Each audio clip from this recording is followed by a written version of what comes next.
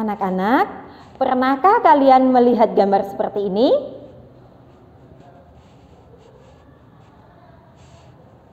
Kira-kira itu gambar apa ya? Dan apa tujuan dibuat dari gambar tersebut? Mari kita belajar bersama-sama.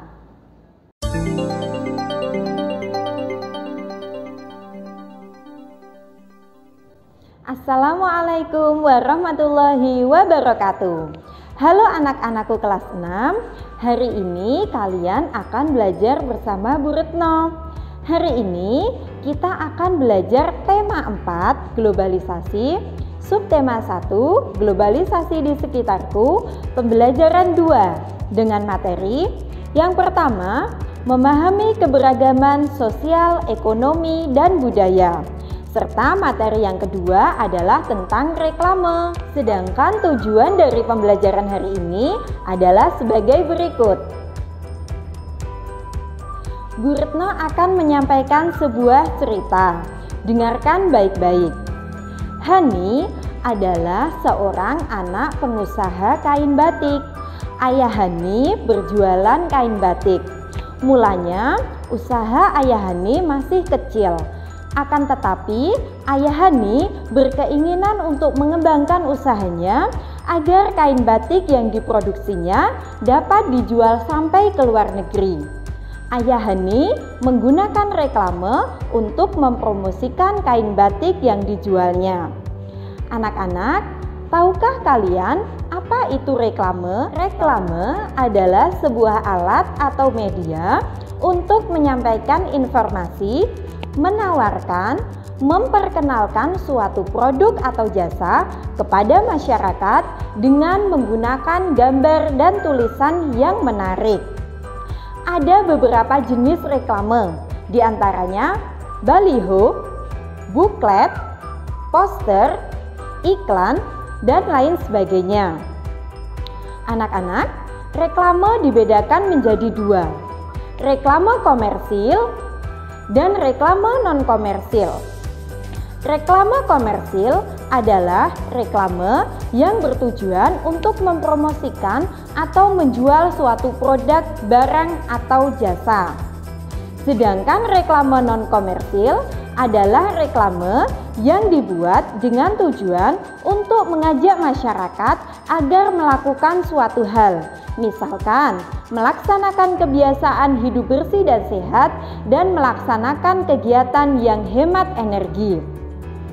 Anak-anak, untuk membuat sebuah reklame, kalian harus memperhatikan hal-hal berikut ini.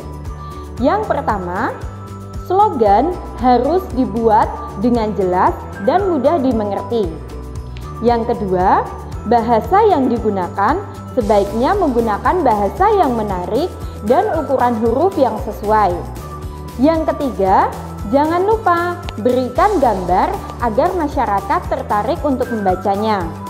Sedangkan yang keempat, tata letak gambar dan tulisan harus dibuat dengan baik dan jelas serta masyarakat bisa dengan mudah memahaminya. Anak-anak, di samping ini adalah beberapa contoh reklame yang dibuat oleh Ayah Hani untuk mempromosikan kain batiknya. Bu Retno akan menampilkan beberapa contohnya. Kalian sudah melihat? Bagaimana? Kira-kira kalian bisa membuatnya di rumah? Ya, kalian boleh membuat reklame di rumah bersama orang tua. Boleh reklame yang komersil maupun reklame yang non-komersil. Hani memiliki seorang sahabat bernama Dwi. Hani dan Dwi sudah bersahabat sejak lama. Sejak mereka sebelum sekolah sampai sekarang mereka sudah kelas 6. Wah, persahabatan mereka sudah lama sekali ya anak-anak. Teman-teman yang lain bahkan awalnya meragukan persahabatan di antara keduanya. Apa ya kira-kira sebabnya?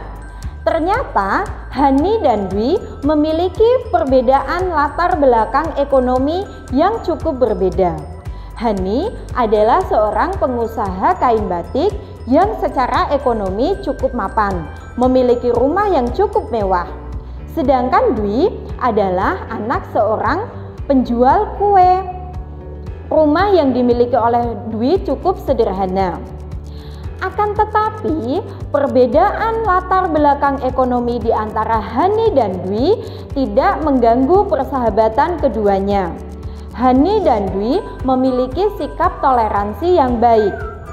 Hani biasa main ke rumah Dwi. Hani membantu ibu Dwi memasak dan menyiapkan kue yang akan dijual. Begitu juga dengan sebaliknya. Dwi biasa bermain ke rumah Hani. Dwi membantu Hani melipat kain batik dan memasukkannya ke dalam plastik untuk siap dijual. Persahabatan di antara Hani dan Dwi adalah contoh persahabatan yang bisa anak-anak tiru. Ketika kalian akan bersahabat dengan seseorang, kalian tidak boleh memilih-milih latar belakang ekonomi, sosial maupun budaya. Misalnya, kalian hanya mau berteman dengan teman-teman kalian yang uangnya banyak, yang kaya, yang kulitnya putih, yang cantik, yang ganteng. Itu tidak diperbolehkan. Kita harus bersahabat secara tulus. Kita tidak boleh mengharapkan imbalan dari persahabatan kita. Seperti persahabatan Hani dan Dwi.